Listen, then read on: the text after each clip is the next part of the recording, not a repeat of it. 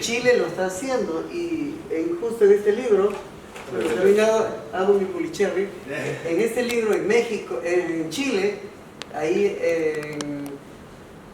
muy al sur,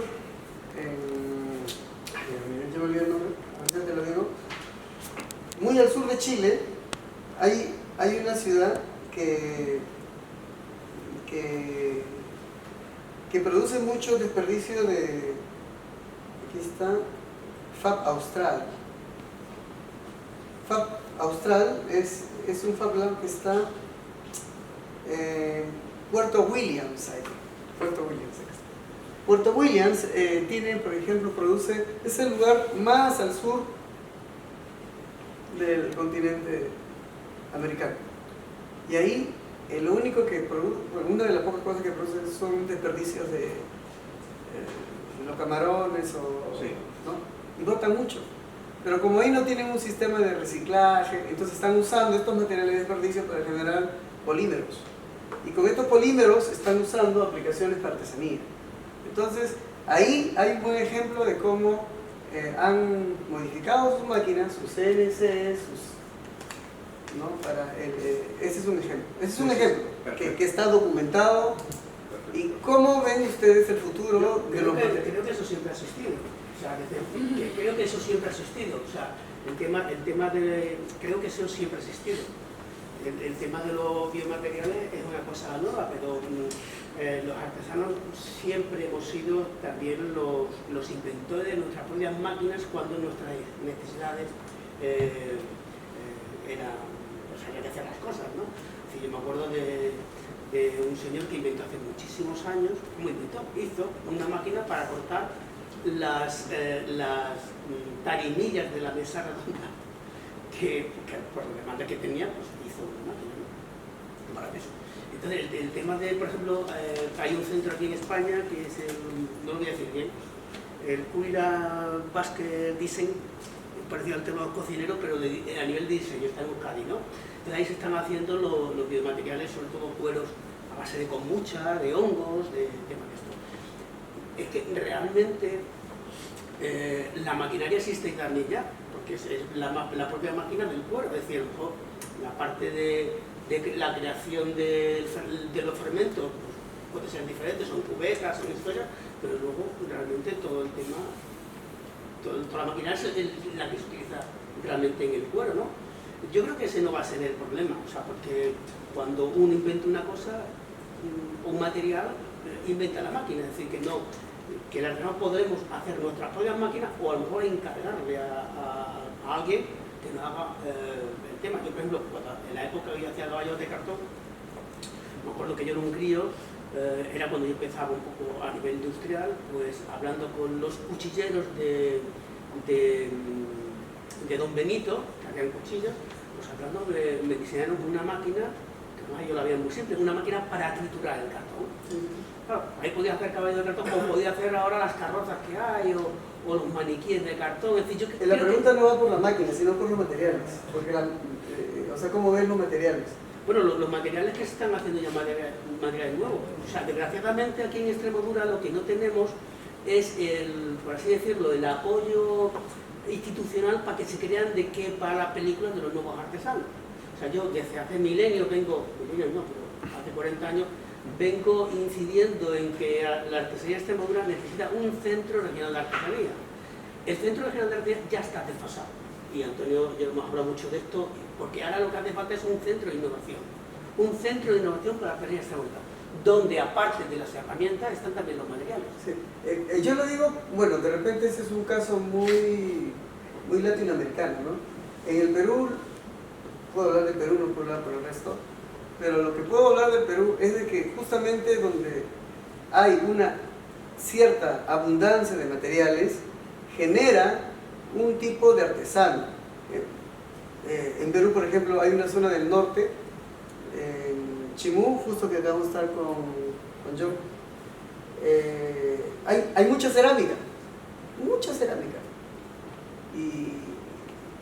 ¿Y por qué hay cerámica? Porque hay buena materia prima que no le cuesta nada y ese es un valor, una ventaja competitiva respecto a los que de pronto para hacer cerámicas tienen que comprarlo o desplazarlo, como lo decías tú, ¿no?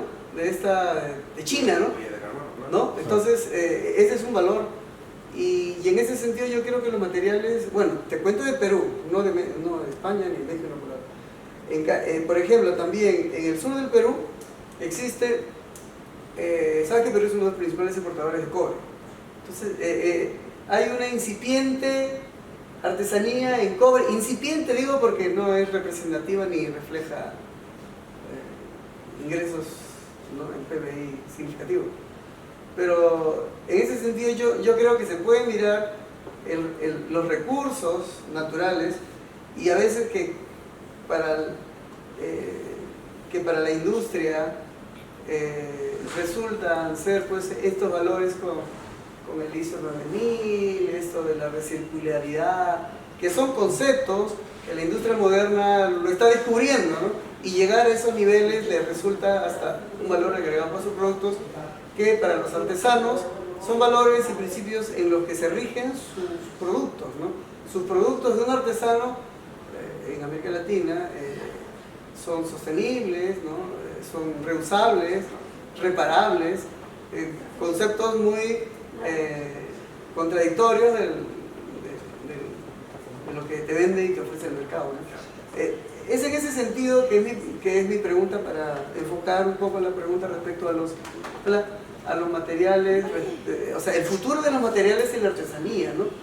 Porque en el caso de la guitarra, ¿no? Yo no soy experto en guitarras, pero se me ocurre que hasta el siglo XX o hasta los 1970 todavía se podría encargar, oye, tráeme caoba de tal país y hago mi guitarra de puro caoba, pero ahora no sé si puedan hacer lo mismo, ¿no?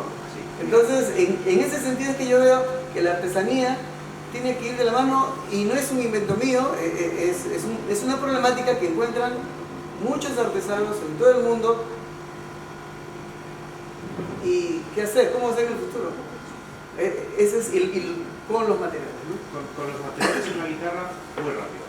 Existe una cosa que es internacional, que es el CITES, que es un tratado de especies protegidas, etcétera, etcétera. Un elefante está protegido por los colmillos, y cualquier colmillo de marfil está protegido en CITES y tiene 3 niveles.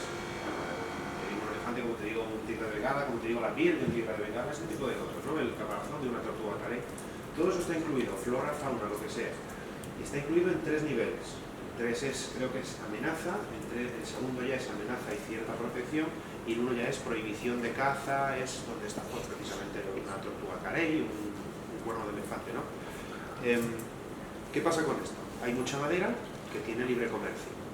Madera que está en CITES 3, que es, creo, no estoy seguro ahora mismo, pero creo que solamente vigilancia. CITES 2 ya es que tienes que tener ciertos papeles para pasar fronteras intercontinentales. No puedes exportar, por ejemplo, a los Santo Madagascar, que es CITES 2, no puedes exportarlo si no tienes unos papeles conforme una trazabilidad, etcétera, etcétera. Luego está el CITES 1. El CITES 1 dice que, por ejemplo, Palo Santo de Brasil lleva prohibido desde el 92, no se puede talar nada, y aunque yo tenga un palo en mi casa, una astilla, lo que sea, si no tengo un papel que acredite la trazabilidad de ese palo, yo tengo un problema. En realidad no tengo un problema, eso evidentemente el problema es que tenga ese palo si no tengo papeles, entiéndase, ¿no?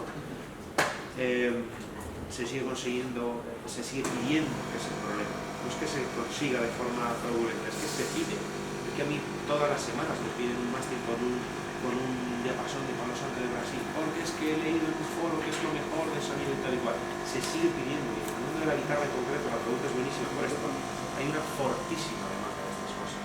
Y a mí cuando me viene un cliente y me pide una guitarra con un diapasón de Palo Santo de Brasil, siempre le pregunto, ¿te sentirías cómodo si la guitarra te la fabricase forrada en piel de tigre de bengala? O con un mástil con el cuerno de un elefante y tal. Claro, eso la gente lo ve de otra manera. Volvemos un poco a la formación, pero en otro tema. Yo también intento hacer formación a mis clientes. Es decir, cuidado, tío, lo que estás pidiendo es un problema para el medio ambiente. Te puedo ofrecer una guitarra con un diapasón de eucalipto, que el eucalipto no lo quiere ni Dios en carpintería. El eucalipto lo tratas con amoníaco y oscurece y adquiere unas características muy interesantes. ¿Por qué no? En la guitarra, por ejemplo, el barniz que se usa también es lo más arcaico que existe, que es la nitrocelulosa. está tirando gases y tirando de todo durante años y años. Está incluso prohibida en muchos países. ¿Por qué no utilizar un barniz de base al agua? Somos muy esclavos de lo que se ha pedido siempre, de los ecos de lo místico que se utilizaba anteriormente. Entonces yo me encuentro con ese problema. Yo me encuentro con que la gente pide férreamente materiales del pasado, materiales ya muy contaminantes, hoy ya los vemos así, materiales que ya no tienen disponibilidad. Y yo siempre procuro empujar un poquito hacia el otro lado. A mí me encantaría hacer una guitarra con un compromiso de decir, ningún componente de esta guitarra viene de más lejos de 1500 kilómetros. El hardware me lo fabrican en Alemania, la madera viene del sur de África o de Europa y así todo. Y la barnizo al agua. Y es lo más eco-friendly que te puedes encontrar dentro de fabricar. Pero es que la gente va en dirección opuesta. Me cuesta horrores convencer a un cliente de lo contrario. Mi opinión es esta. Mi opinión es que el material debería predominar sobre la máquina, no al revés. Mi opinión es esa. Yo soy el responsable de aprovechar un resto, de ofrecer un material más sostenible, pero lo que tenga a mi alrededor es lo que tengo que aprovechar, no viceversa. Es mi punto de vista. Yo respeto más al material que al proceso. Muchas gracias, Sergio. ¿Alguna cosita más?